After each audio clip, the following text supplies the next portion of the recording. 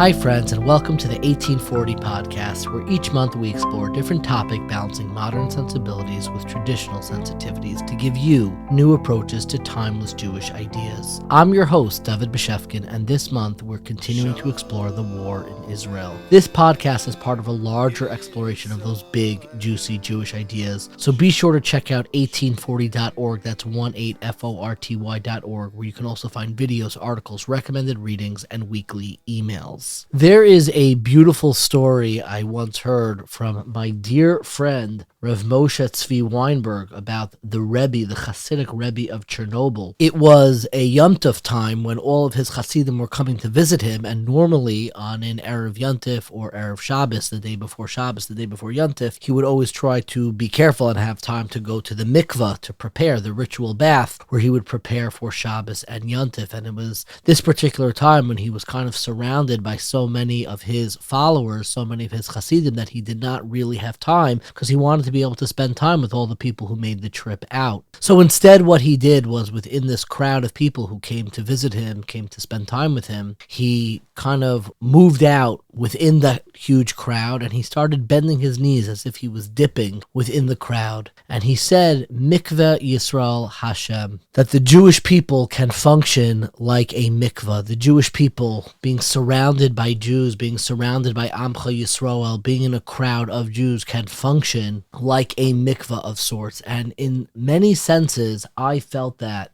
just a few weeks ago at the rally where we had nearly 300,000 people gathered together, Jews, non-Jews alike, gathering together to support the state of Israel, to push back on the growing anti-Semitism, and to ensure that every single last hostage is freed. And standing in that crowd, as I'm sure many of our listeners were, it felt in many ways like we were in a mikveh of Jewish people. We were surrounded by the holiness of the Jewish people. And I shared right after the rally, I shared on social media some of my parting thoughts from the rally, was this overwhelming sense that standing together with Jews to help preserve Jewish life in our Jewish home is a holy experience. It felt holy. Where I looked around and I saw a generation gathering together and insisting that we will not be the generation to lose the Jewish state of Israel. We will not be deterred. While for the first time, at least in my lifetime, there are people openly calling for the end of the Jewish state of Israel. That is not going to happen on this generation's watch. We know what is at stake. There was this overwhelming sense of Am Yisrael Chai. We are a vibrant nation, and we are ready to sacrifice, we are ready to defend, and we surely are ready to gather and remind the world of Netzach Yisrael Lo Yishaker, the eternity of the Jewish people, and the holiness of gathering together. Hundreds of thousands of Jews together is an overwhelming feeling. And for over there, it was so nice that in some ways there was a very specific political purpose that we will talk about today, but in another sense, it was like a very large camp family reunion, seeing people you didn't see. How did you get here? Where did you come from? It was an overwhelming experience, and it was really beautiful to see a generation kind of respond to the invitation from history and say, we are not going to be the generation that is going to lose the Jewish state of Israel. We are going to scream, we're going to cry, we're going to daven, we're going to rally, and we're going to make sure that this does not happen on our watch.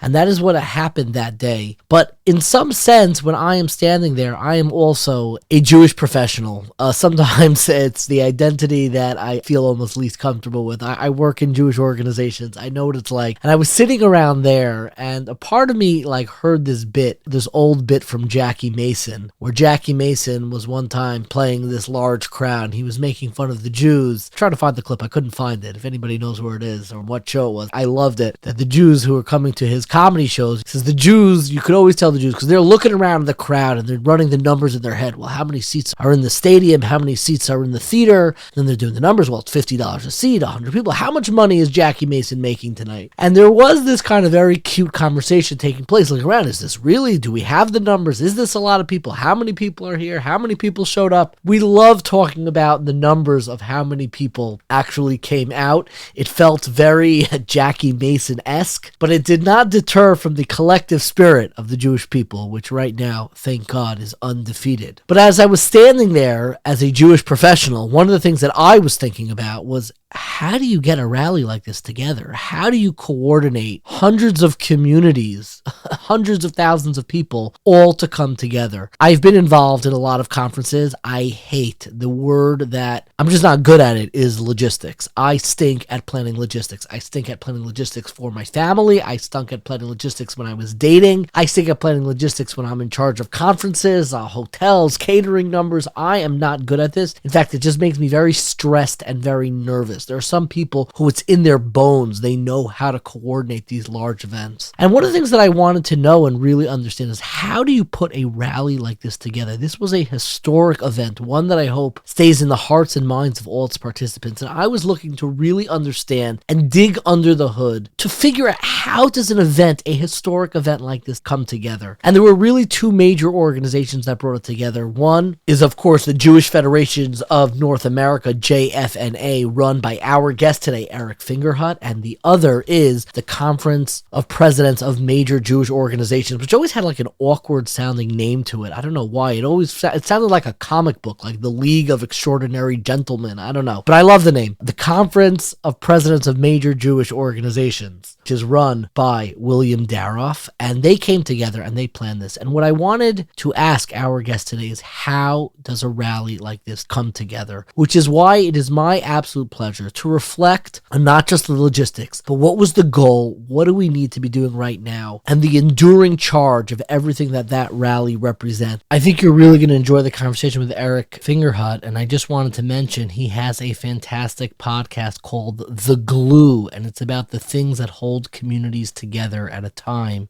when forces are pulling us apart, and kind of looks at those issues from a Jewish lens and a sociological lens. So if you want to hear more, I would invite all of you to check out Eric Fingerhut's podcast, The Glue, and you can find that wherever podcasts are sold. It is my absolute privilege and pleasure to introduce our guest, the president and CFO of JFNA, the Jewish Federations of North America. It is our privilege to introduce our guest, Eric Fingerhut. It really is, especially in this moment, a privilege to have you here. And what I want to talk about, you do so much work on behalf of the Jewish people. There is so much to be done, particularly in this moment. But I want to focus almost a lens of the challenges and opportunities of unity through kind of the back door of, how do you get a rally that brings almost 300,000 Jews together on Washington, the goals of that rally. I want to explore all of that with you, and maybe we could begin by, where does the idea, there's so much happening in Israel, there's so many ways to help in Israel. Where does the idea begin of, what we should do? We should do a march on Washington. We should bring all the Jews together to really do a show of force and bring American Jewry out to make it clear that we stand with Israel and the importance of Israel. Tell me where such an idea even begins. So there's a part of it that I think we knew from the beginning of the war, and of course the terrible attacks on Simchat Torah. And then there was a part that we had to just weigh and decide. The part we knew was that there was going to be two campaigns incumbent on the North American Jewish community in the wake of the terrible attack and the war. The first would be to support our brothers and sisters in Israel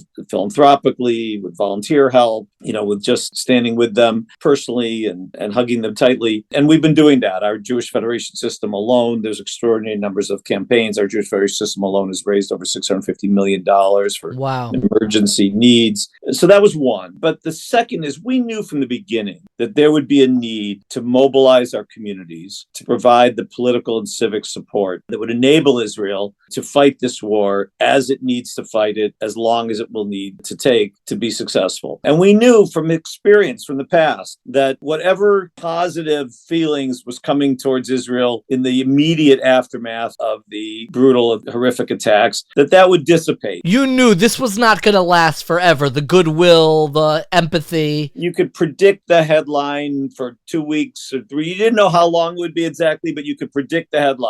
The rising, concern about humanitarian needs of, this group opposing, this group opposing. Calls for ceasefire. Were you surprised by the upswelling in America of just like how openly people are kind of pushing back on Israel and almost like sympathizing en masse? Well, tragically, I wasn't surprised, but I think we should, let's parse this a little bit because Please. I'm going to come back to the goal of the rally because yes, the voices are loud, calling for ceasefire, criticizing Israel's conduct of the war, mischaracterizing things like the hospital and all this. But unfortunately, it is a loud voice in the media. It is in certain segments of society, like notably on college campuses. Unfortunately, also in the political world. But it is not the voice of the majority of the American public. Every poll, including one that we took in conjunction with the march, shows overwhelming support by the American people for Israel's actions, understanding that Israel's actions are a response to the unprovoked attack, the horrific attack by Hamas, and supporting the American government's response. Now, to be sure, there is a differential based on age. There's no question that older adults surveyed are more supportive than younger adults, but even that still represents a majority of it. Still represents a majority. What do you attribute that differential to? There is a big differential. The younger you get, 18,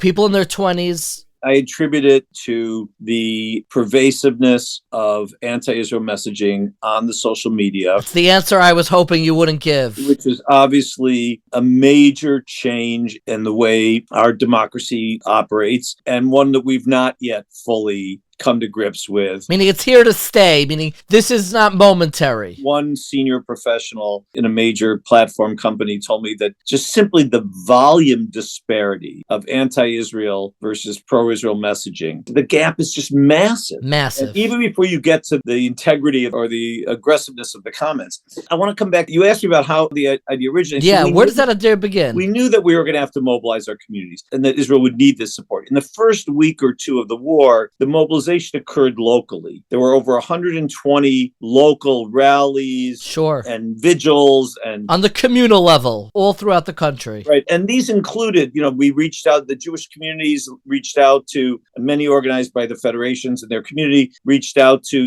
the mayor and the governor and the state and the local congressmen and the local legislators and other religious leaders and civic and business leaders. And these were very effective. In fact, we have an excellent reel that shows these things happening all over the country. They were very, very effective. And so for the first few weeks, that's where the focus of mobilization was. But then, as you pointed out, we started to see all over the country both the rise of these very violent and, aggressive. I refuse to call them pro-Palestinian, even though that's what the media calls them, because they are not by any stretch of the imagination pro-Palestinian. They're pro-Hamas demonstrations, shutting down the Grand Central Station and marching through Wall Street and in the rotunda of the Capitol. And then, of course, in every, community, many communities. Also, you're starting to see the rise of anti-Semitism, what we were seeing on campus. And so the idea began to form that if our public officials, especially in Washington and the Capitol, were not seeing the majority represented in these protests, they were seeing the minority, that we needed to show them visibly that the majority did support them and does support Israel, and that what they were hearing and seeing was not the representation of the majority, but rather just a loud minority. And there's no place more symbolically representative of the right of Americans to exercise their democratic freedoms than the National Mall. It's called the nation's front yard for a reason. And we also chose a Tuesday because Congress comes back into town. And we wanted the members of Congress and the staff of the Congress to look out their windows and to see the sea of people supporting Israel and supporting the work that Congress is working on and the president. We also wanted to say, as Americans, by the way, this wasn't just Jews. Sure. Many allies came, that Americans support Israel and Americans believe that America does not tolerate this rise in anti-Semitism. And so where else do you demonstrate that? And we wanted to show we're not intimidated, right? The rise of anti-Semitism, and these rallies are meant to intimidate in our communities and our campuses. Where do you go? We want to be in the most visible public place you could possibly be to say, we're not intimidated. We're going to stand up. This is our country. And this is what we want our political leaders to do. And that's why we chose the date and the time and the location that we were in. It really does clarify, because first and foremost, if I understand you correctly, the audience of the rally was Congress. You wanted political figures in Washington to understand the upswelling, the surge of support that Israel should rightfully have, and they were the target audience. Now, I think this is fascinating stuff. I want to really get into it, which is how you plan a rally for what was nearly 300,000 people. When you want to figure out a night in your local community calendar for when you should plan a bowling night in your synagogue, there are going to be 30,000 conflicts, and it takes so long to get it together. I want you to bring me into the room where this idea, I get the goal. We want to be on the political radar. We need to show the world. It wasn't for us, first and foremost. That we had a lot of stuff on the local level to inspire. This was for the world to see. But take me into the room. I appreciate that you did it on a Tuesday. Congress is now back. What are the first calls? Who's in the room when you're like, okay, I want to bring together hundreds of that? Did you know at the time that we could mobilize? Was there a concern? Are we going to have enough signups? Is there, like, when you have a shul dinner, I mean, we're like, are people going to come out? Is this going to work? I want you to bring me into the room to hear,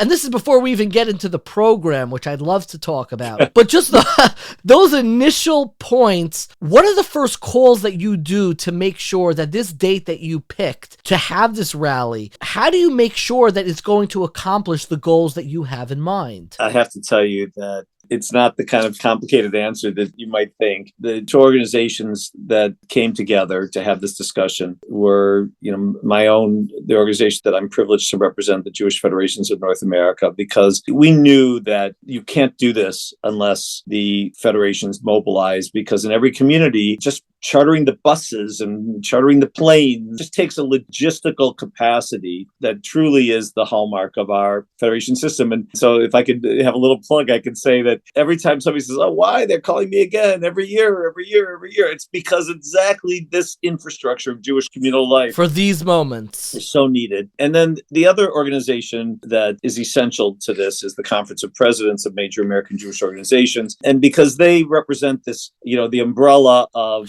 all the other important and valuable Jewish organizations, all of whom have members and can also mobilize their membership. And honestly, in terms of deciding to do it, I mean, each of us took some soundings within our colleagues. But at the end of the day, my dear friend and colleague, William Daroff, my counterpart at the Conference of Presidents, and myself we had to trust, and obviously each working with our board chairs. His is Harry Schleifer, mine is Julie Platt of Los Angeles. We just had to trust our instincts that this was the moment, and people were ready. And with respect to your very funny introduction about the shul calendar, the truth is we had to be willing to say, of course we were going to be stepping on people's events. And we had to be willing to say, you know what, this is one day in the life of the North American Jewish community that everybody needs to reschedule whatever it is that they've got, because the place we have to be is on the National Mall in Washington, D.C., in the capital of Israel's most important ally in the world, indispensable ally in the world. And that's where we have to be. And this is the day we have to be there. And there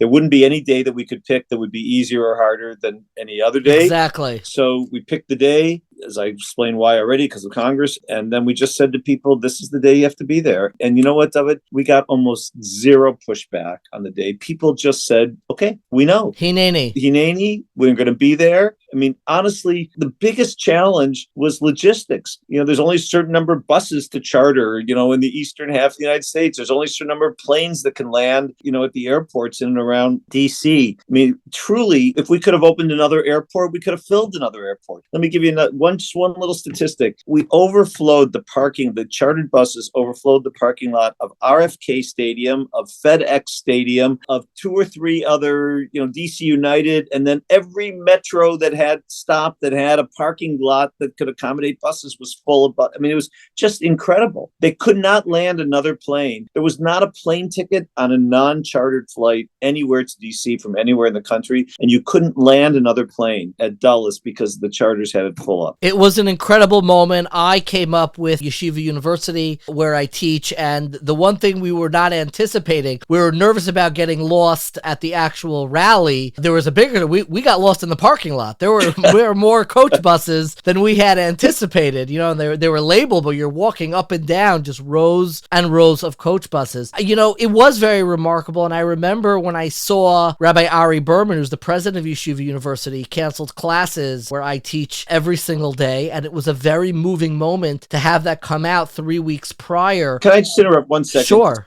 Because Please. I want him to get credit on this. I want you to know that that was the moment when I knew it was going to be a success, because the real answer to your question was we didn't know, right? We had this feeling, we knew our organizations, we hoped we're in touch with the Jewish community's zeitgeist, but you don't know. And when, even before the public announcement went out, when Rabbi Berman canceled classes at Yeshiva University and said, we're all coming to Washington, it gave me the greatest sense of strength. And I know William felt the same way. It gave us the strength and the heart to know that we were on the right track. So I just give him so much credit. It was a moving moment. The moment I saw that notice, but as it got closer, there was this sense that this is very big. This is bigger than anything we have participated in. I'm just curious, in terms of the phone calls, like you have this idea, you circle it on the calendar. I'm assuming you're not the person who is individually calling up charter bus companies. You have somebody else to do that. But you are probably calling up people like Rabbi Berman, who deserves a great deal of credit from Yeshiva University, who sent out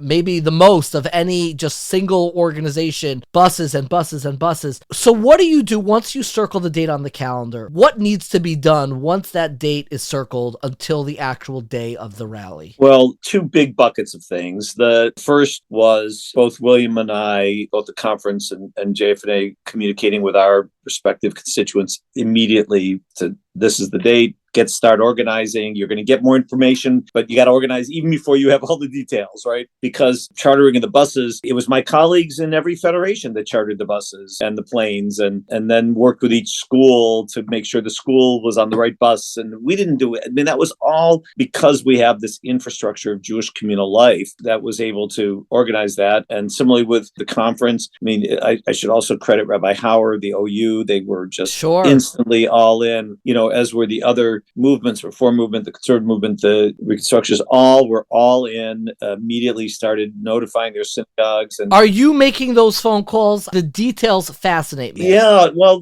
both the phone calls and emails. I mean, we shot out emails, you know, right away. And yes, at that level, yes, William and I, for sure, making the phone calls ourselves to organizational heads and leads, you know, for sure, answering questions. But I have to, again, the response was immediate. We rose to the occasion. You felt it in the air. It was in their hearts to do it. They didn't argue, and you know, maybe like one say, why Tuesday, why not this? I mean, you know, and then it was over. Then they're fine. Then we're there. The second, though, there's enormous logistics that go into this. And so I actually remember, what was the night, Wednesday night or Thursday night, that was the last game, turned out to be the last game of the World Series. I forgot about the World Series because everything that was going on. That was the night that we decided to do this, and we picked the date. The logistics company that actually organized the mall for us is a company called Scott's Circle. It's a wonderful company, an event planning company. And the CEO is a fellow named Jeff Schulman, who's a lovely guy and a committed member of our community. So I literally texted Jeff and I said, what are you doing? He said, I'm watching the World Series. The last game,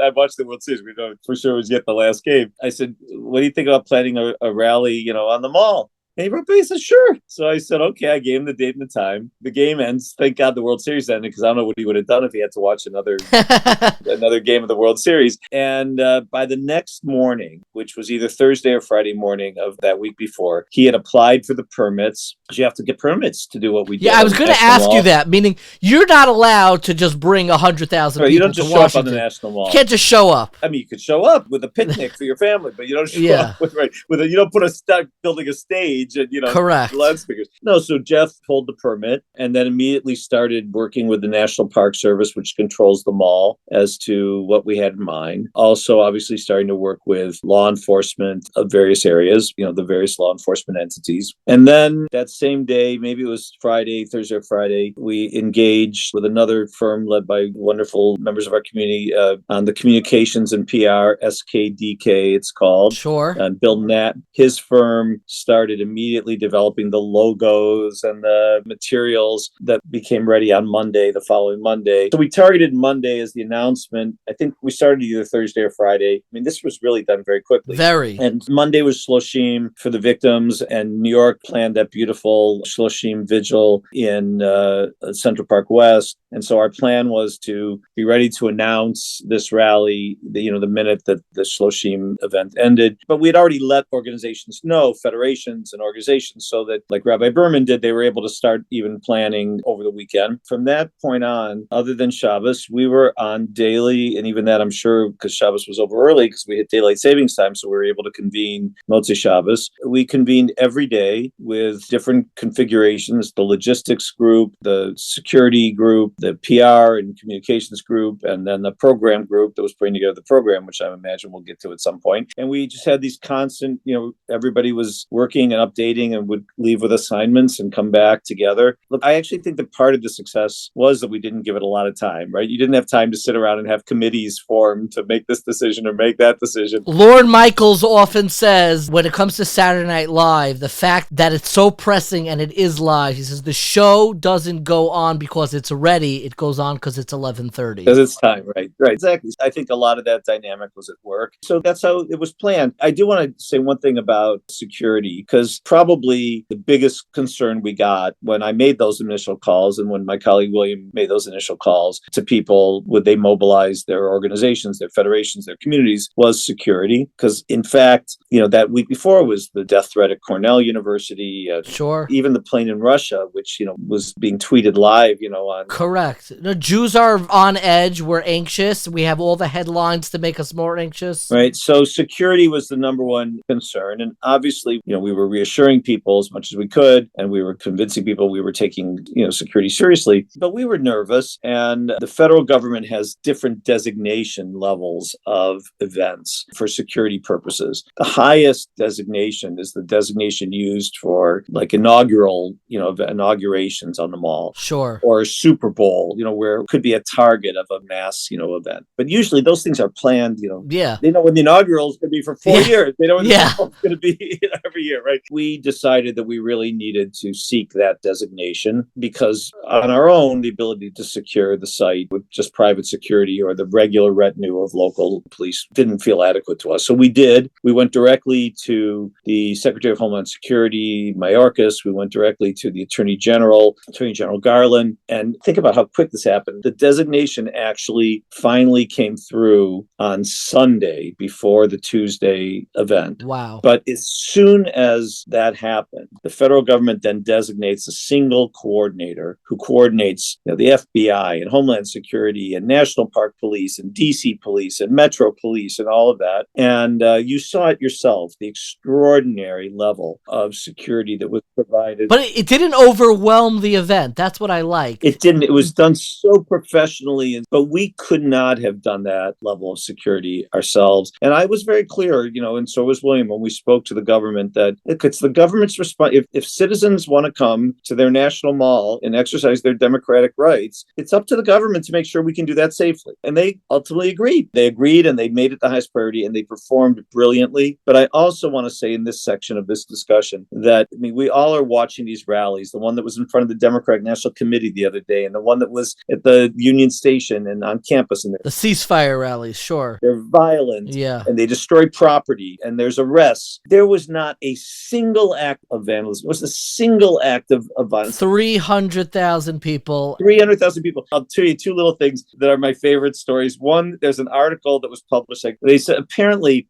right next to the mall is the nation's horticultural gardens. And there was some new plant that was just planted when it was right on the edge of the mall with fresh bulbs. And there was a little, fence around it. Not a single bulb was stepped on. The crowd was not even by mistake did they walk over they were so careful. And the second is that a police officer tweeted out that he said, I got more thank yous today than I did in my entire career. I saw that. It was beautiful. So the beauty of it was we were treated with the greatest of care by our government. We returned it with the greatest of love and care for our country. And that, I think that's, that summarizes the kinds of community we are. It was absolutely remarkable. I do want to get into the question that you already alluded to. When a synagogue plans a dinner or there is a communal event catered to Jews, there are going to be gripes. We are a very astute people, and we are a very tough to please people. I have been in the Jewish communal world for many years, and I know when the moment you release a schedule and a program, there are going to be people, well, you should have asked him, you should have asked her, why isn't this person involved? I want to talk about the program because there were in different corners. Sometimes it's not always the most sophisticated people who don't really appreciate what the goal of the program is. That's why we began. What is the goal of this? Take me through the negotiations. There must have been negotiations, going back and forth. How do you bring a program like this together? I am curious about so many. I want to get into some of the details, but tell me a little bit. Yeah. Do you vote by committee? Everybody's giving their name. Who should speak? Who shouldn't speak? I'll tell you how we did it, and then you can ask me about specific aspects. We had a small group who we haven't even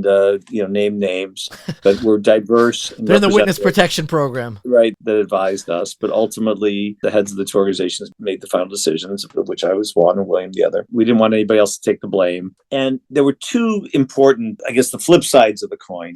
Maybe one important decision, but it had two sides. One is to say that this could not be about organizations. If it was about organizations, then it would just not be a successful event. And so we had to ask all the organizations and their dynamic, wonderful, committed leaders to take a back seat and to not be the ones at the microphone. And if we did it for one, we had to do it for all. Did they appreciate that by and large? Every one of them understood the storyline had to not be about them. Mm-hmm. And the flip side of that was then, what was the storyline about? And I actually maybe should have mentioned this a little earlier, but once we made the decision to rally and we sat down to say, what is it about? There were very much three different themes that kept coming up. One was support Israel and allow Israel to defend itself. The second was free the hostages. And of course, the families of the hostages, as you know, have been coming to America. They've been unbelievably forthcoming in their pain and suffering. And then the third was this rise in anti-Semitism. And so an important decision was to say, you know what? It's about all three. And if you remember thinking about can picture the logo, it said Americans March. By the way, it's very important that it was Americans, not just Jewish community. It was Americans.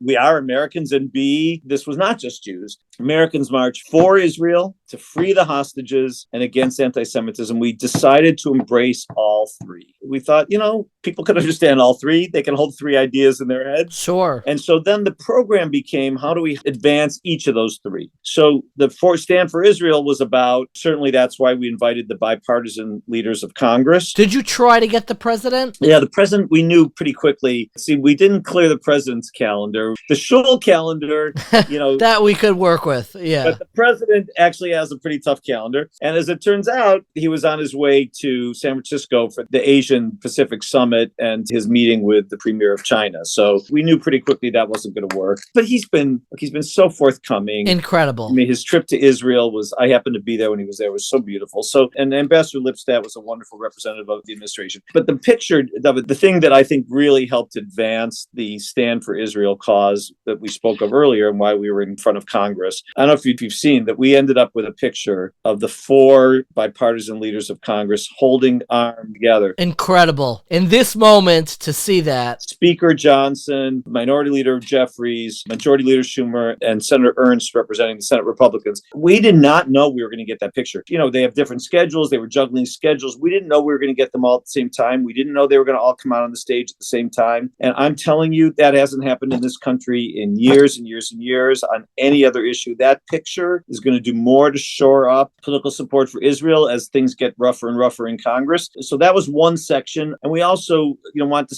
talk about America in the most positive way. So that was one big section. Then, of course, when it comes to the hostages, we wanted to feature the hostage families and enable them to tell their stories. And then when it came to anti-Semitism, we knew we needed to feature some students' voices from campus. We We wanted to show religious leadership support, from across the spectrum. So a Muslim leader and a Christian faith leader. We also felt it really important that Americans see us in our diversity and sort of the immigrant experience. And so I don't know if you remember hearing Dr. Michal Beton, for example, who was an immigrant. Michal is a close friend. Speaking so passionately about her family coming from Argentina, where they were the victims of the AMIA bombing in Buenos Aires and coming to America to be free of anti-Semitism and now experiencing this. And the beautiful woman from Los Angeles who spoke about Persians, Iranians coming to America to be free of anti-Semitism. So we knew thematically what we wanted to do. And then, of course, it came down to finding the right speakers. And, the program, of course, went longer than we thought. And also music. The other issue here, David, was you may ask me about Jewish religious leaders, but we wanted tefillah, and Torah, and tzedakah to be part of this, but we didn't want to be picking amongst religious leaders. Sure. So when Ishai Ribo offered and Omer Adam offered to come. Did they offer you? They called and said, we want to come. They called you. Wow. I didn't know that. I mean, obviously we helped pay the expenses of of their bands and their travel, but they didn't charge. Wow. This was all out of their heart. So to have Ishai Ribo chant Shir HaMa'alot and do the call and response with the community. Shema, and it was beautiful. And then to sing his version of Shir HaMa'alot. I mean, that it was so moving to me. Did you know what he was going to play before he got on stage? Yeah, we worked together. It was interesting. I'll tell you a funny backstage story was, maybe you're more familiar with in which parts of our community the tradition of the call and response for Tehillim. I guess it's more of an Ashkenazi tradition than a Sephardi tradition. Ishai Ribo, of course, is Sephardi. And so we asked him respectfully, we thought it would be meaningful to the large section of the audience, because one of our other goals we haven't talked about yet, Deborah, was we wanted to have the broadest diversity of the Jewish world. We're going to get there. Yes. And we'll get there. So we knew that for a large percentage, my shul, this is how we say Tehillim. I mean, we're saying this Tehillim every morning in every minyan since the war. And so we're explaining it to him. And he says, but I'm going to sing the song. It's got the words. We said, no, we need you to do both. He said, why do you want to do both? I said, trust me. We said, trust us. And we're having this explanation. My colleague, Shira Hutt, is our executive vice president. Her mother's Israeli. Her Israeli Hebrew is much better than mine. We're like having this conversation. We both walked out of the tent thinking, we had no idea what was exactly to happen. And of course, in the event, he did it so magnificently, so movingly. So that was, we wanted music, the Maccabees, saying, so beautifully. And we wanted, the Mishaberach for the Chayalim. I mean, we knew the elements, and then we had to figure out how to put it all together. So let's plug in some of the details. You alluded to one. There was, I don't know how to, criticism, pushback. There was concern that you have non-Jewish religious leaders. You have a Christian pastor, you have a Muslim imam, and you do not have any rabbis. Now, I'm sure most people know there's somewhat an easy answer to this question. Was that a deliberate conversation? So I want to be clear. We did not have actually a Muslim imam. We had a Muslim woman. A Muslim woman, I'm sorry, yes. Who spoke beautifully and passionately, and was actually identified for us by a dear friend of mine, Sheila Katz, who's the head of the National Council of Jewish Women, who's very much more identified on the progressive side of the ledger. And she helped us identify this beautiful speaker who did such an amazing job, beautiful in her words and her morality and ethics. But, we knew that we did have Pastor Hagee. Do you want to talk for a moment about Pastor Hagee? There was a little bit of pushback in some. We anticipated it. You knew that. I'd say two things about it. One is the comments that people object to from Pastor Hagee are older, and he has disavowed these comments and they have not recurred. And I think we all believe that people can grow and learn and evolve. And secondly, that remember, the first point was Americans standing for Israel. And there's no question that Pastor Hagee leads one of the largest pro-Israel organizations in America. And our view was it would be shame on us if we did not have that voice supporting Israel, showing the full breadth of support for Israel in America. And at this moment, we cannot afford to put to the side any source of support for Israel and American society. Sure. So that we anticipated. The fact that no rabbis spoke was really based on our goal of unity. We wanted every part of our diverse religious community to participate. And while you would think that the answer to that is include everyone, that actually in some ways that's not possible. That doesn't contribute to unity, because when you start including everyone, it's for no one sometimes. Right. We don't have a a pope, as you know, right? Yeah. So there's no one spokesperson, and there's no one spokesperson for the Jewish right or for the Jewish left or for the Jewish center. And so we just concluded that we should express our faith and our belief in God through music and through prayer and through seeing the beautiful young adults speaking from the college campus from their heart, and seeing Natan Sharansky, one of the greatest symbols of freedom of our people, and hearing people like Michelle Bitan, who, I mean, she had us roaring like lions. She's amazing. So that was the decision. And again, I know that our Rabbanim understood. I hope that our community understood too. I am curious about the backstory. There's obviously a contentious moment, especially in the celebrity world, of who's going to speak out, who's willing to speak out. You know, they don't want to alienate any of their potential audiences. You landed on Deborah Messing, who I remember from Will and Grace. I don't know how much you could share and how much you can reveal. And I love Deborah Messing. I've got no issues with her. But I am curious how you landed on her as the flagship celebrity at this rally. Also, it opened with Tova Felcher, who played Golda on Broadway. And if you remember, Tova Felcher, I'm old enough to remember the Holocaust miniseries. You're not old enough. You were probably in diapers. But she was also in that. So her career, spanned it. Sure. And she's a very traditional Jewish woman. Let me rephrase it. Did you put out a call to like all your celebrity contacts and see who's going to bite on this? Well, no, it's a little bit different than that, but not that much different, but a little different. I mean, there was a feeling that some celebrity pizzazz, was important. And then we really were looking for people who've been outspoken already in support of Israel and in support of the cause. And both Tova Felcher and Deborah Messing fit that category, as did Van Jones, by the way, from CNN. He'd been very, very outspoken. And so we looked for people who were clearly on the record and being outspoken, and then who would, add some pizzazz. And of course, in the case of both Deborah Messing and Tova Felcher, they also are amazing Jewish role models in their own lives. So that's how we ended up where we did. And by the way, I'm not one to be consulted about celebrities. I like the fact that these are two that I know shows you there's probably, a lot. Yeah. But we're very lucky that my board chair, Julie Platt, her family's in the entertainment industry. So she was very, very helpful in this. You bring together, it is a wild success of 300,000 people. In some corners of the Jewish world, it was less successful. Less people came out. I'm curious, almost on a personal level, how do you deal when you are trying to unify Jews together, and there are always going to be areas of disappointment. There are always going to be areas where you wish you could have done better or been more successful. How do you, on like a personal level, like stay centered and stay grounded in your own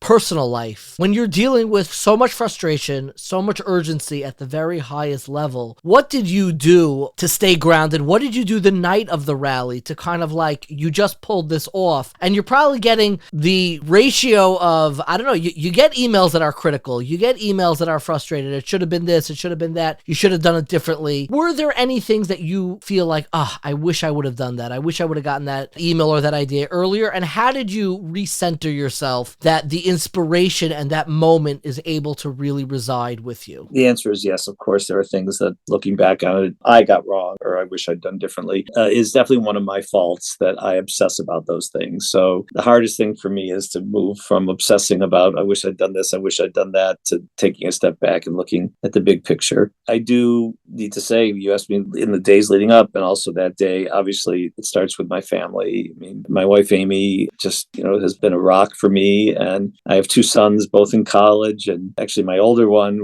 spoke at the community rallies in his community. He's at Ohio State, so it was at Columbus. So that family support, they just kind of like made sure I was, they couldn't make sure I slept, but they were the rock that kept it together. And my own rabbis and dear friends kept checking in on me. And I'm sure William would say the same thing, because he was my full co-partner in every respect in this. And then the night, I'll tell you that night, after it was over, our Jewish federations had a advocacy day the next day. So dozens of people from our women's philanthropy, from our young leadership cabinet, from our advocacy corps gathered at George Washington Hillel to be trained and prepare for the next day. So I stopped by there. And also, so not only did I feel the strength of those people and continuing the work, because the rally had to give not just immediate impact, but had to give, it's like putting the gas in the tank, right, for this long fight we have ahead of us to maintain support. It can't just be one day. It was filling the tank with gas. And so I saw that was going on, and also got to see the wonderful Hillel director there who's had such a hard time, who's Dina Kirstein, who's doing such an amazing job with students. And I asked her, I said, I read about the incidents, so I know about the incidents that have happened on campus. I said, what's it just like,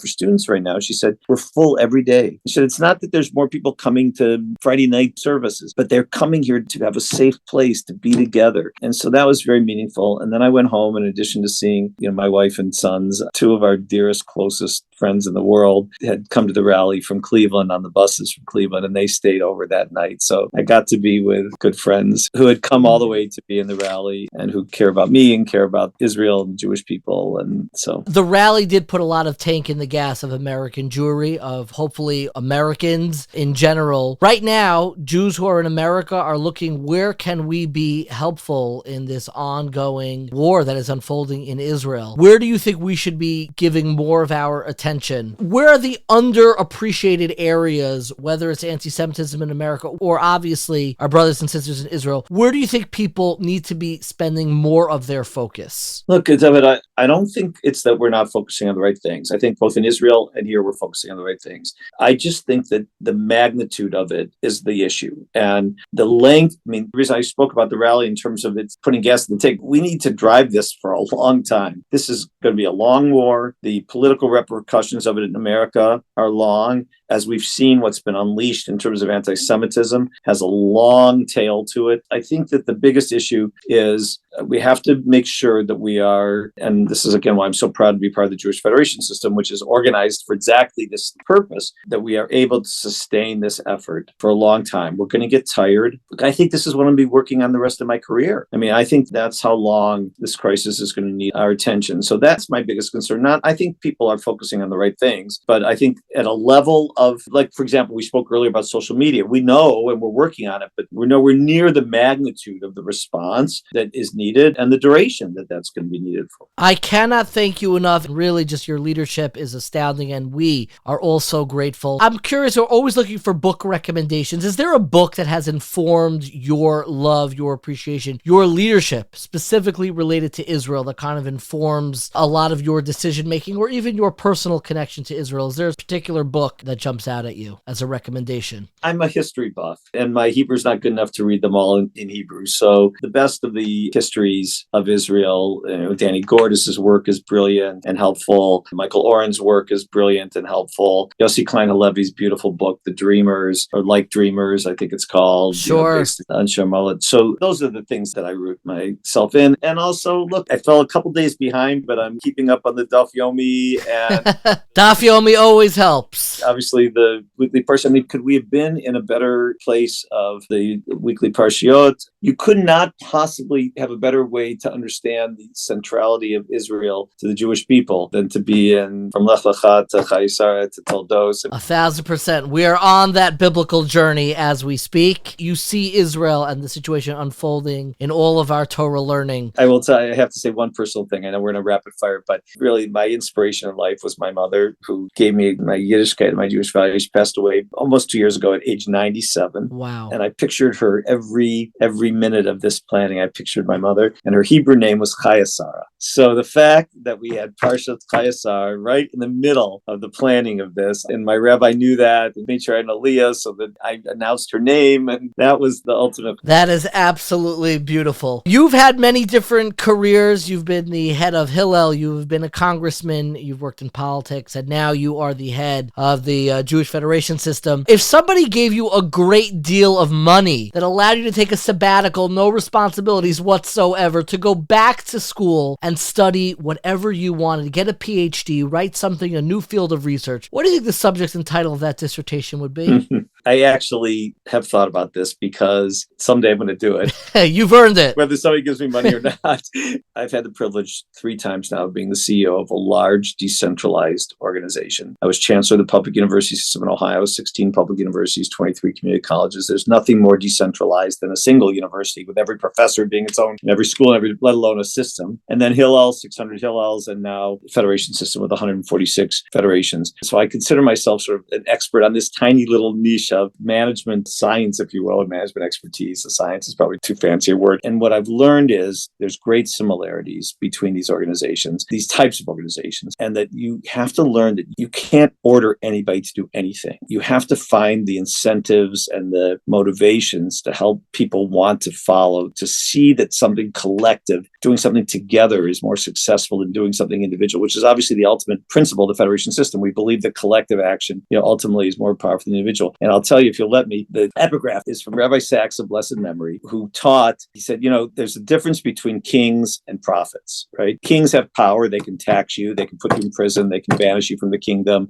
Prophets speak truth to power, right? He said, look, we have kings and we have prophets. Who do we study? Well, we have King David Psalms a little bit. Mostly our kings aren't so successful, right? But we study the prophets, every Shabbat, from which Rabbi Sachs concludes the following lesson. He says, Jews are very skeptical of power, but we're very serious about influence. So the question that I would want to think about is, how do you exert the kind of influence that encourages people to follow so that we can act collectively and achieve great things together? Absolutely beautiful. My final question, the easiest one for some, always curious about people's sleep schedules. What time do you go to sleep at night and what time do you wake up in the morning? I fall asleep early because I'm always up super early, especially because I like to call my colleagues in Israel early. So it's whenever I'm tired, but usually I'm in bed very early and I'm up super early, middle of the night. I cannot thank you enough, Mr. Eric Fingerhut, for all of your leadership and all of your work on behalf of the Jewish people in Israel. Thank you so much for joining us today. Thank you for having me. Planning a rally with thousands is going to be difficult. Planning a rally with thousands and thousands of people for the Jewish people is not easy. We all know the famous phrase, 2 Jews, 3 opinions, and you can imagine that in trying to plan a rally with broad appeal across denominations, across the spectrum for the Jewish people is not a simple matter. I was very moved by the conversation with Eric Fingerhut. Right before we got on,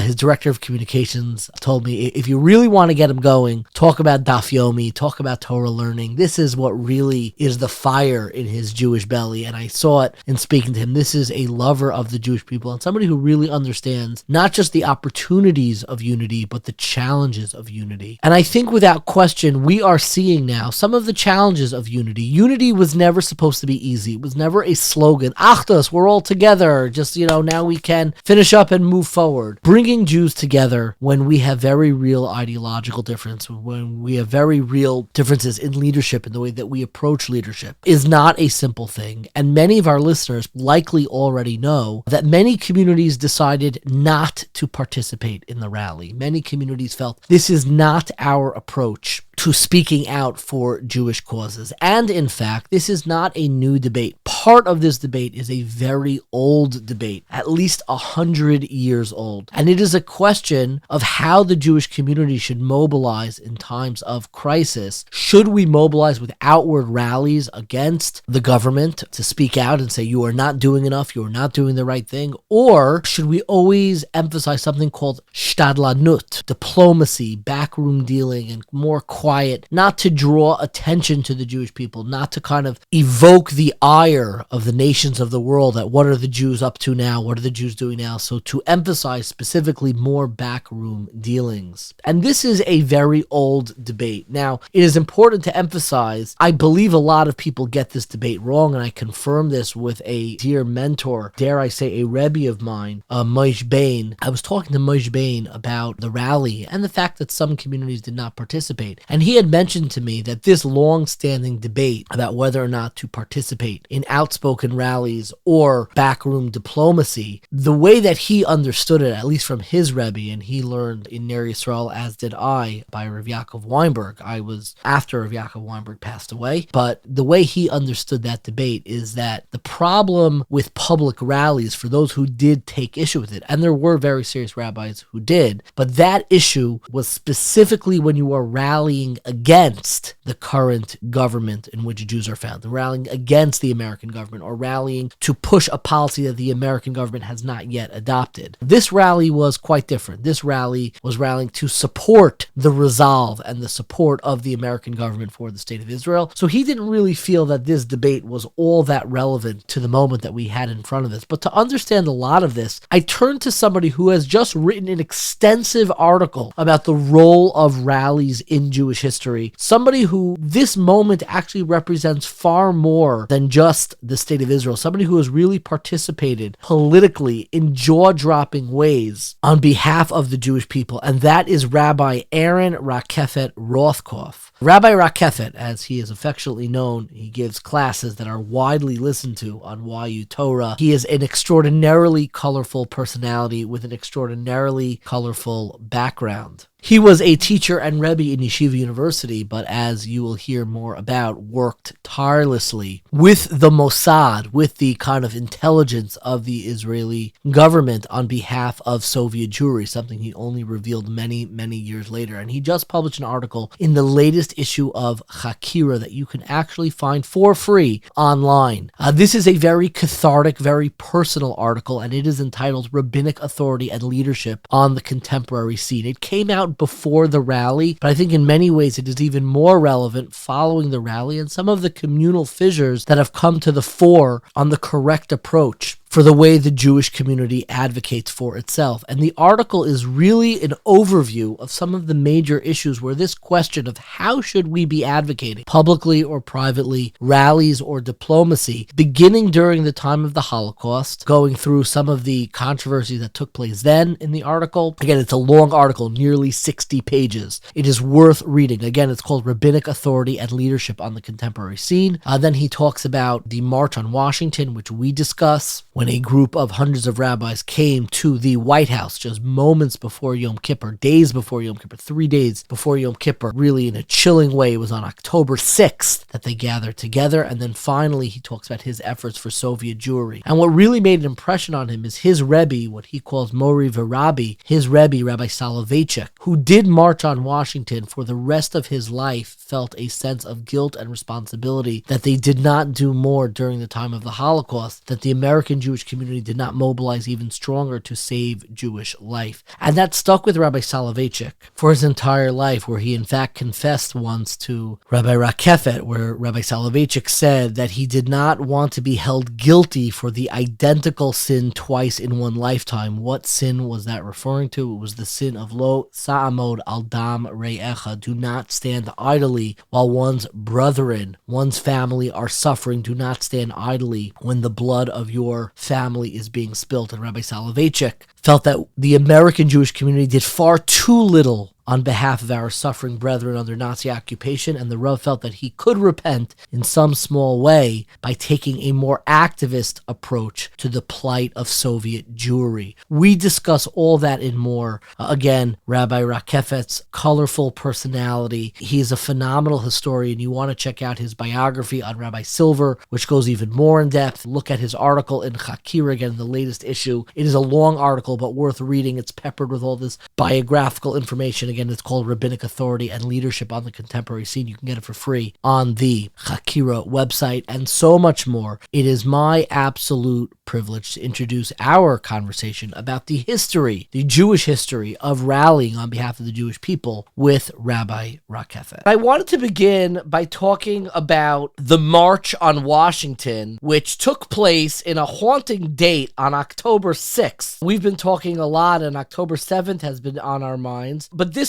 occurred 3 days before Yom Kippur on October 6th. And I was wondering if you could give us a little bit of background of who organized this and who ended up showing up to the March on Washington on October 6th, I believe, 1943. This march plays a major role in Mori Rebbe Rav Soloveitchik's life.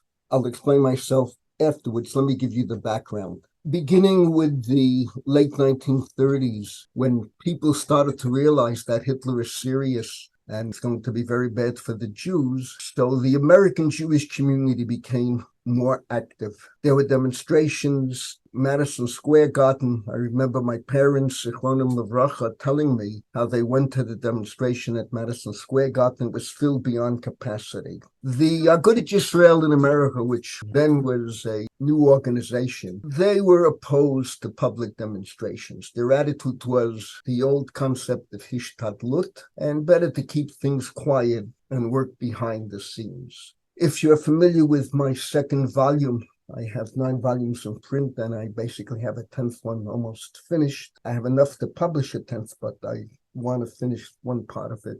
indignity. If you're familiar with the Silver Era, I describe the controversy between the leaders of Aguda and the regular organizations. All right, this is a legitimate debate. I remember a good word from Rav Yosef Eliyahu Henkin that at times one has to act like Shimon Valevi and be activist, and at times we have to be quieter and work behind the scenes as Yaakov Avinu may have wished.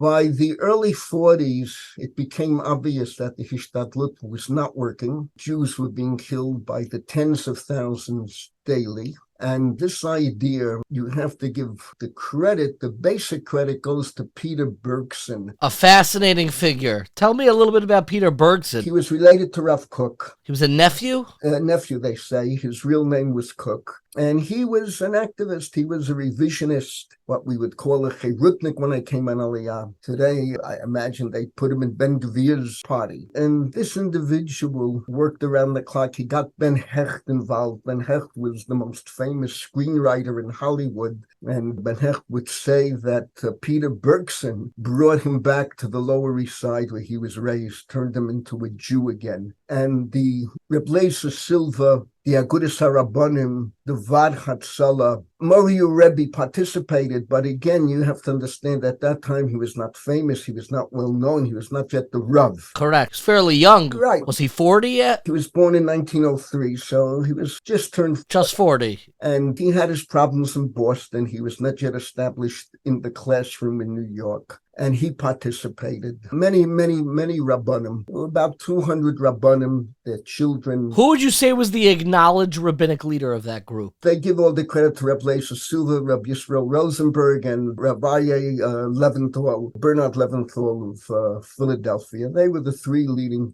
rabbinic figures. Playing a role also was Zev Gold, was involved with the march. Rabbi Gold, who spoke a perfect English. And the Rav described it as one of the most frustrating moments in his life. Why was it frustrating? Because they had no influence. FDR refused to see them. The Jewish advisors of FDR, like many of the Jews today, intermarried, totally assimilated, mishumadim in the full sense of the word, told FDR that these are people from an ancient civilization. They'll have no influence in America. Forget about them. The Rav described how it was 2 days before Yom Kippur, and it was a bitter Yom Kippur. Now, some good. My recent article, I believe I blame there that some good did come out of it because President Roosevelt later, under great pressure, had to establish a committee, War Refugee Committee, that played a role in saving, estimates go from 10,000 to 20,000 Hungarian and some Romanian Jews afterwards. And research has been done of that. The Effie Zurath and books have been published. So some minor good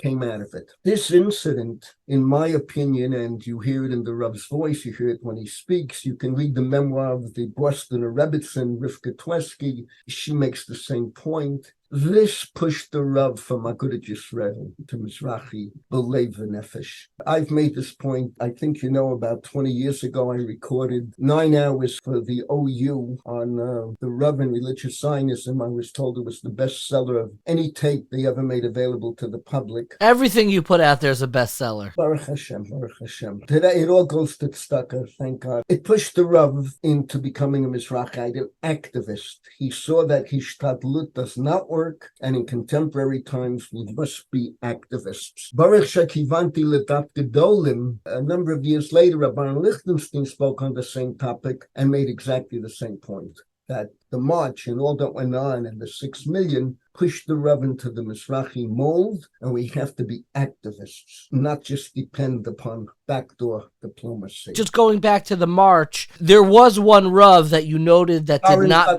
The Baron Cutler did not participate. That is documented in a book that was put out by Ktav, Vad Hatzalah post-World War II, about Rabbi Nathan, a Torah Vodaas graduate who was a big activist and helpful post-World War II. And in that book, the author documents, and it's well known, that Rabbi Aaron did not participate. When you look back now, my personal feelings, my heart breaks. All the big Rabbanim were there. And we have a concept, Acharei Rabim Lahatot. I tie it in with two Gemaras.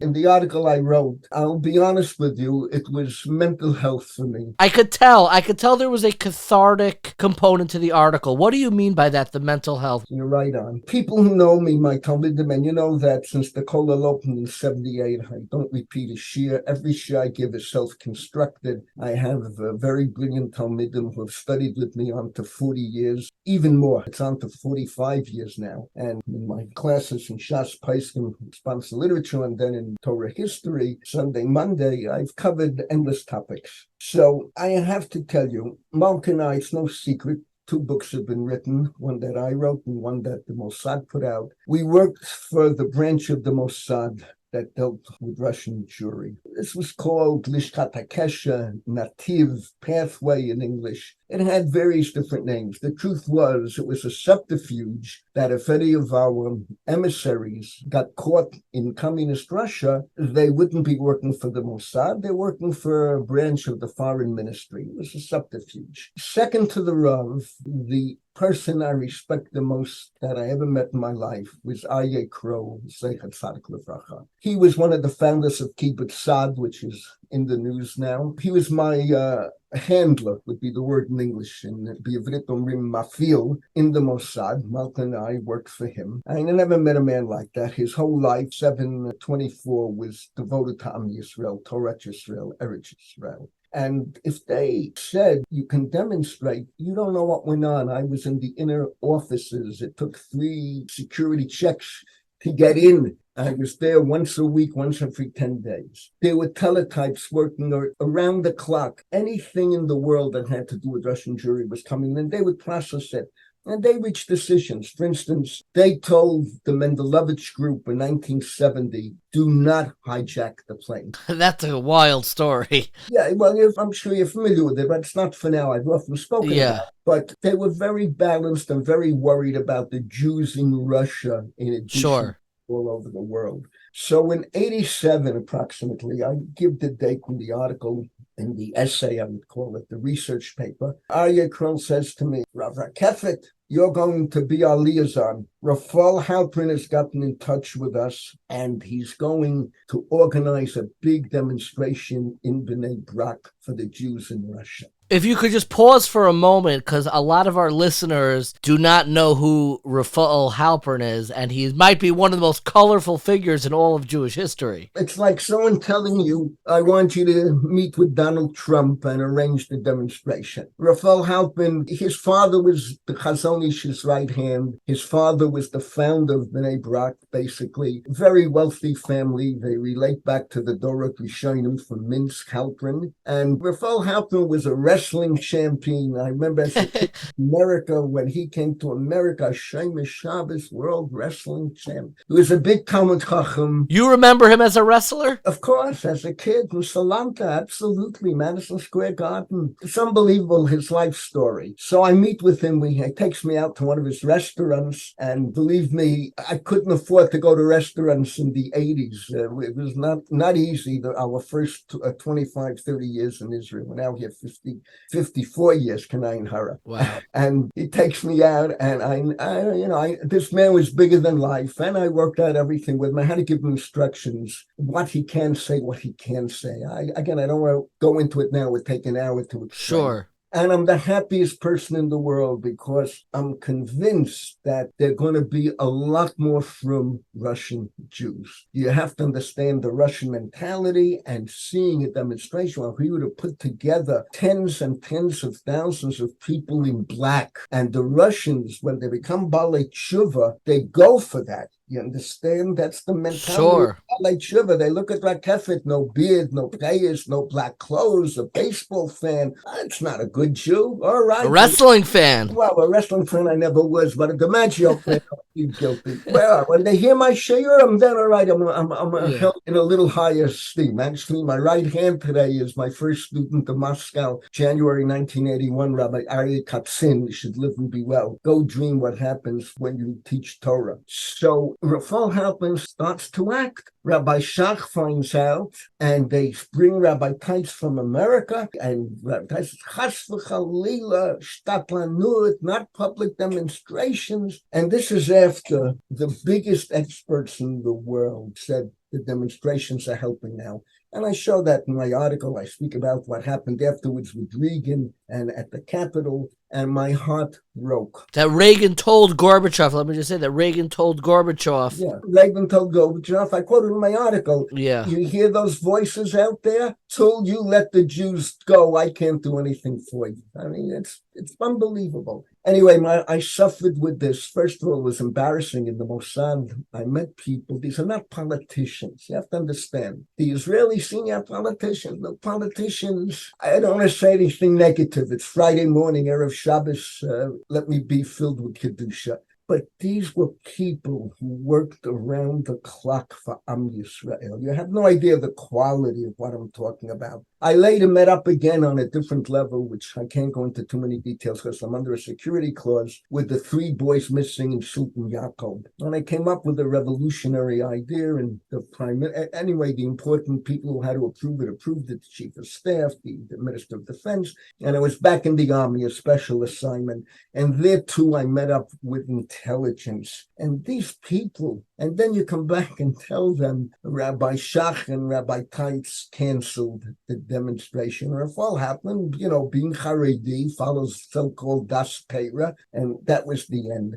I suffered with that until I could get this article out, this research paper, and tell the story. And Baruch Hashem, we haven't seen it yet in Israel. There's no mail, I don't have to tell you what's going on here. But I've gotten so many emails and compliments from important people in the United States. So ani modela Kadosh Baruch Hu. The question of whether or not to rally for Soviet Jewry, the question that he mentions, that this incredibly colorful personality, Rabbi Raphael Halperin, which if you want to do yourself a favor, if you feel overwhelmed by what's going on and you need kind of a distraction, but you don't want to just veg out and watch Netflix, but you want a productive distraction, do yourself a favor. I've given this advice to many people. Go on Wikipedia and Google Rabbi Raphael Halperin. This is probably in the top 10 most interesting Wikipedia pages that are out there. The family, the personality behind this. This is somebody who served in the kind of inner circle of the Chazon Ish, who was one of the leaders of the Haredi community in Israel in the 1930s, 40s, and 50s. And it's just a remarkable page. This person was an actual wrestler. I mean that in the most literal sense. He was a wrestler. And it's just a wild personality, very colorful. And that debate between Rabbi Raphael Halperin on one side and Rav Shach and Rabbi Teitz on the other side, who advocated for more diplomacy, is something that is again surfacing now. I believe the way that it is surfacing now, however, has been a little harder on many Jews. I remember as we were going to the rally, some of the letters that circulated about whether or not to participate in the rally began to travel on different WhatsApp groups. There were retractions, people retracting support. Maybe you shouldn't go, you shouldn't participate, this is not our approach. There were retractions to the retractions. And for many, people felt very upside down because there was this instinctive feeling that this is what we should be doing, this is what the Jewish people have to be doing right now. There was a time, not so long ago, before October 7th, where some of the debates about the different shades of support for the Jewish state of Israel could countenance a lot more ideological disagreement. I'm sure many people have been privy to conversations about whether or not to say Hallel on Yom HaAtzmaut, or how do you commemorate, how do you express your feelings of Zionism? And to me, at least, it feels that since October 7th, we are being posed with a very different question. It is not a question about how do we commemorate the existence of a Jewish state of Israel, but almost the inverse, a thought experiment that I actually surfaced. It is a scary thought experiment, but one that I surfaced during our previous series on Zionism. And it's not about the founding of the state of Israel, but it is about, God forbid, the end, the cessation of a state of Israel. And I've always been asking myself, Like, what would happen if, God forbid, the UN, the United States, they withdrew their support for the state of Israel, and it didn't come at a great loss of Jewish life, but it was just a declaration that, look, it was a good run, it was 75 years, and now we are calling it quits to a Jewish state of Israel. People who are living there can continue to live there, but obviously the right of return and other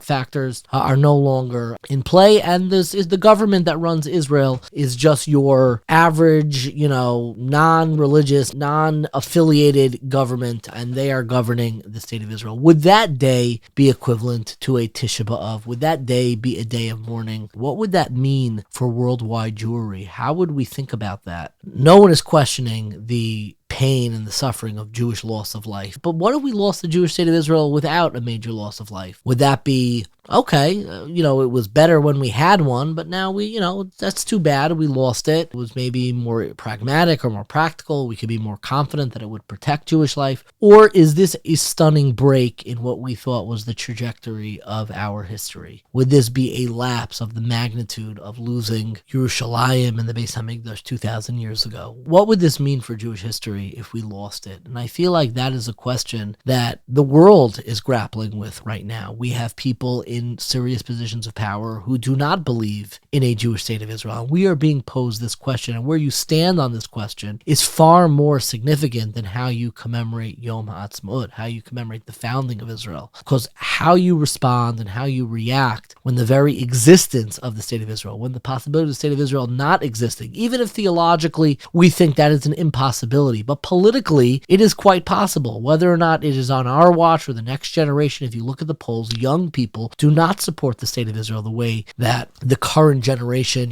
people who are older right now and what have lived through and seen the horrors of what Israel is up against, terrorist attacks beginning, since its founding, wars, terrorist attacks. But let's say you didn't live through that and you're just like, why do we need this? What is the point of this? Let's say we lost it. Let's say we quieted our voices and for a moment just said, okay, it was a good run. It was a good run. What would that mean for worldwide Jewish history? What would it mean for history? And I think a lot of people are looking at this question in the right way, and they see the stakes of the moment that we are in now, which is why I think for a lot of people, the fact that some rabbis came out saying not to participate in the rally was particularly difficult. It felt for some like a betrayal of sorts. Like, I thought that we were aligned on this issue, and now we are seeing fissures in different cracks and crevices of our community where kind of your everyday people affiliated with maybe yeshiva communities or whatever it is don't feel aligned as they once did with their leadership. Somebody texted me on the bus ride back from the rally, one of my oldest and closest friends. He used a beautiful phrase that I've been thinking about a lot since then, where he called himself hashkafically homeless. Hashkafa, meaning that is the word that is colloquially used to describe your religious outlook. And he felt hashkafically homeless. What did he mean by that? He meant that in many ways he identifies with the yeshiva world, the yeshiva community, and the leadership of the yeshiva community. But in this moment, in the way that there is an urgency specifically for support of the Jewish state of Israel, there feels like a misalignment in some of his affiliations and some of the personalities where he's been getting direction until now. And he feels, in a way, and I think it's a beautiful phrase in some ways, hashkafically homeless, that not everything is aligning right now. Maybe the communities that foster the Talmud Torah and the Shabbos that he is most familiar with and he believes is the ideal, as do I, within the communities that he's affiliated with, no longer align in the way that they are thinking about public support for the Jewish state of Israel. There is an undercurrent of feeling among some, though not all, that's been quietly bubbling, certainly even more so since October 7th, about a reevaluation of some of our religious outlooks, particularly as it relates to the state of Israel. People who honestly, like myself, never self-identified as Zionists. I just did a series on 1840 about Zionism, and I was pretty honest. I did not grow up in what I would describe as a Zionist home. That term is not ever a way that I described myself. Just sociologically, I never fully connected, especially to the American Zionist, the Mizrahi Mizrahi community. That's never where I found my home, and something feels different since October 7th. It feels like we need to grapple with larger issues, particularly about what exactly does the Jewish state in Israel really mean to us? What is our responsibility to it? Not just reacting to, the conceptual, Eretz Yisrael, or the pain that we express over the Jewish loss of life and the hostages. I would say it goes without saying, unfortunately it doesn't, but that is something that most of us really feel aligned with. I think the question that people are really grappling with is, now that we are really confronting the responsibility of what it means that the Jewish people have a state of our own that requires defending, that requires support. The state requires support. The state requires defending. Is it time for us to reevaluate what our relationship, and when I say our, I mean people who grew up in homes that certainly were not anti-Zionist, but certainly couldn't be described as typically Zionist either. Is it time for us to reevaluate what our relationship is to Zionism and the state of Israel? Maybe it's time for both to kind of meet in the middle. Zionism needs to evolve, and our relationship and outlook and affiliation with the state of Israel. I got called out for it. The last time we did this series on 1840, I kept on using euphemisms like Eretz Yisrael. It's easy to talk about Eretz Yisrael, the biblical land of Israel. That's not what I'm talking about now. I'm talking about the state of Israel, and figuring out how the next generation is going to live up to that responsibility, that if in fact nobody wants to be the generation to lose the Jewish state in Israel, and I assume that is true. So what is now our responsibility to this state? What does it mean? What does it mean to be a Jew in America, a Jew in the diaspora? What is the responsibility, particularly those who grew up in a yeshiva community that maybe were not overtly Zionist in the colloquial sense, did not celebrate Yom HaTzmaut? I'm not calling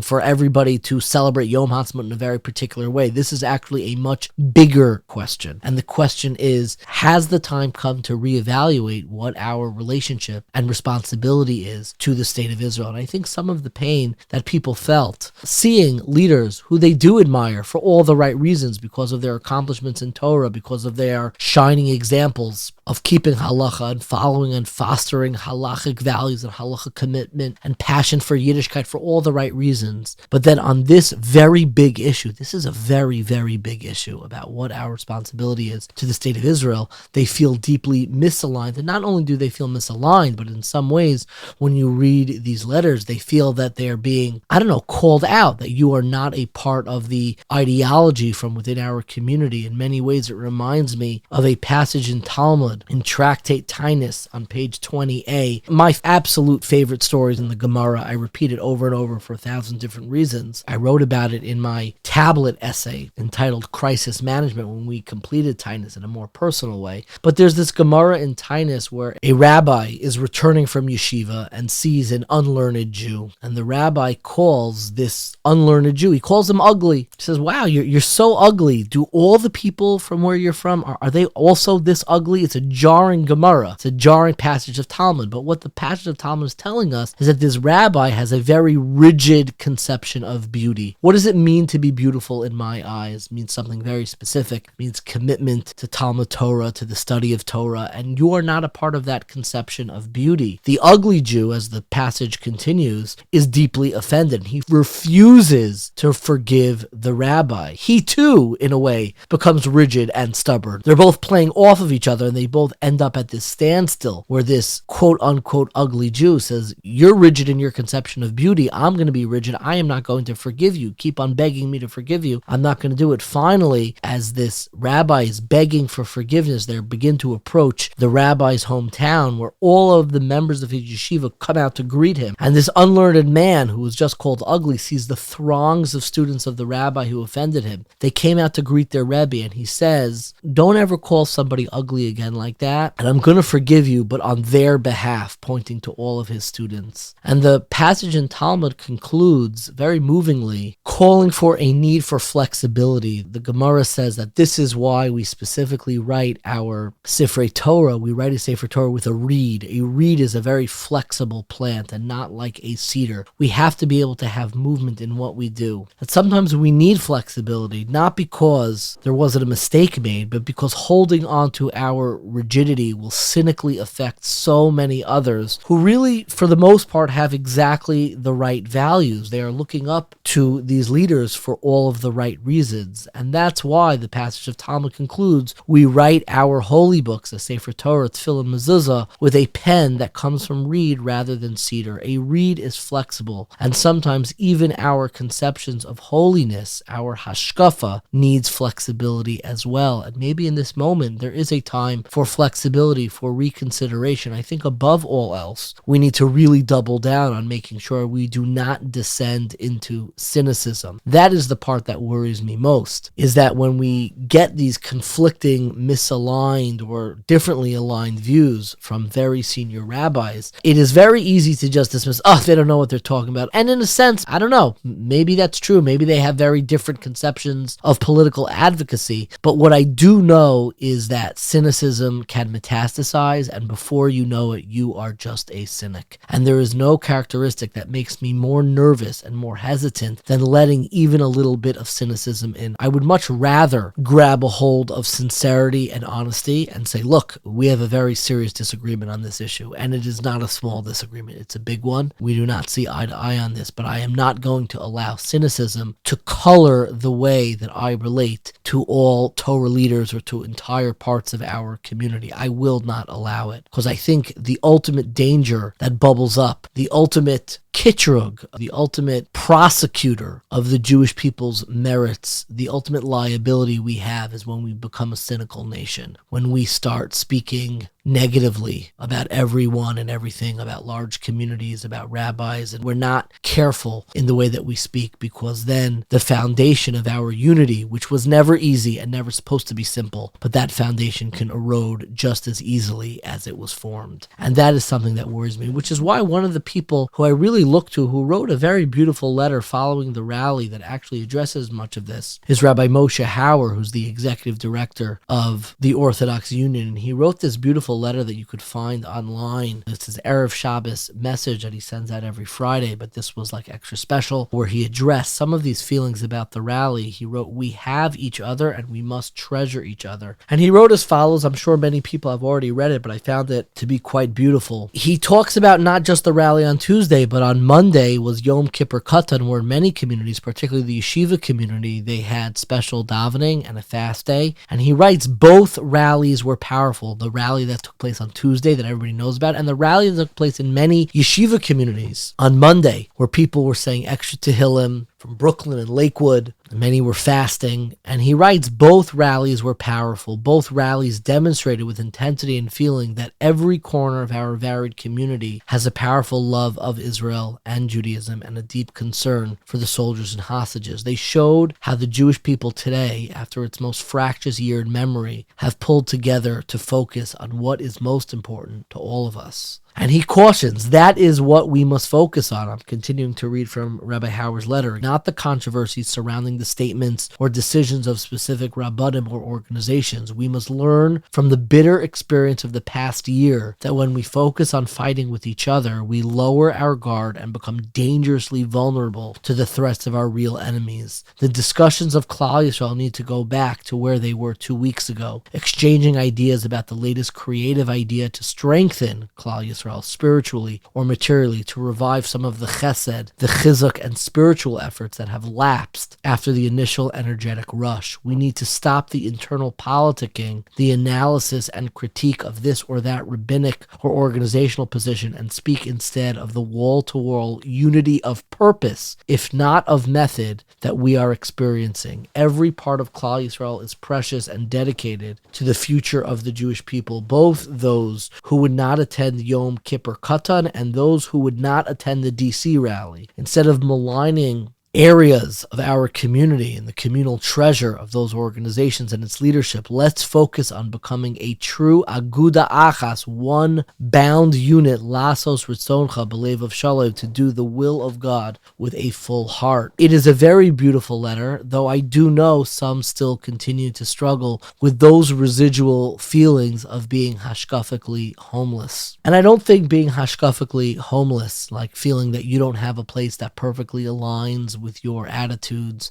for Torah, for Shabbos, and the state of Israel, all perfectly aligning, all coming from one place of leadership. I don't think it's the end of the world. It's certainly not. I've spent most of my life feeling myself as being hashkafically homeless. For me, the way that I was able to continue even when I feel that distance from maybe my own yeshivas, the own places where I myself nurtured and grew up, is that there are still so many Jewish leaders who I think have risen to this moment, and even with the extraordinarily deep ideological differences about method that relate to how we advocate on behalf of the Jewish people. There is always a home, and some of us need multiple homes. Some of us need to kind of rent Airbnbs, particularly now, and some of us need to reassess and reevaluate and maybe find other neighborhoods and other communities where we can feel the full confidence that the views and the hashkafas of our leadership align with what we need in this moment and in the long term going forward. I think there are many solutions to the issue, the enduring issue of the hashkafically homeless. But most importantly is not allowing real but enduring and residual feelings of negativity to overshadow or cloud the very beautiful positivity that is so desperately needed in this very moment. So wherever you are on this spectrum, if none of this was an issue, then God bless you. I hope you have a path forward. And if this does resonate and you do feel kind of maybe a little bit homeless in this moment or torn or confused in this moment, know, number one, that you are not alone. Know, number two, that you don't need to descend into cynicism. There's a way to hold on to positivity. And know, number three, that it is possible to even find a home after many years of not finding a community that perfectly aligns with you. Maybe it does exist, maybe it doesn't. Some live without it, some live with it. Some change communities, some find new neighborhoods, some rent short-term rentals. But whatever it is, there is a way forward for all of us, because this moment is so much bigger than any individual. This is a very real moment, an invitation from Jewish history, and it is incumbent upon all of us to take that invitation from Jewish history. Don't just stick it to your fridge like we do with so many of our wedding invitations, but answer it in a full-bodied way, and let's rise to this moment and ensure we, each of us in our own lives, in our own communities, in our own families, are doing everything that we need to do on behalf of the Jewish people. So thank you so much for listening. This episode, like so many of our episodes, was edited by our dearest friend, Dina Emerson. She has been so incredible since this war broke out, editing from Israel, editing during breaks and vacations. We cannot thank you enough, Dina. If you enjoyed this episode or any of our episodes, please subscribe, rate, review, tell your friends about it. You can also donate at 1840.org/donate. It really helps us reach new listeners and continue putting out great content. You can also leave us a voicemail with feedback or questions that we may play in a future episode, and that episode is rapidly approaching. That number is 516-519-3308. Once again, that number is 516-519-3308. And once again, a reminder to check out Eric Fingerhut's podcast, The Glue, about things that hold communities together at a time when forces are pulling us apart, and it looks at all these issues from a Jewish and sociological lens. If you enjoyed our conversation with Eric Fingerhut, I have no doubt you will want to check out his podcast. Again, it is called The Glue. Check it out wherever podcasts are sold. If you'd like to learn more about this topic or some of the other great ones we've covered in the past, be sure to check out 1840.org. That's the number 18 followed by the word 40, FORTY, 1840.org, where you can also find videos, articles, recommended readings, and weekly emails. Thank you so much for listening, and stay curious, my friends. Shomer Yisrael, Shemor She'eris Yisrael, V'al Yovad Yisrael, Omrim Shema Yisrael,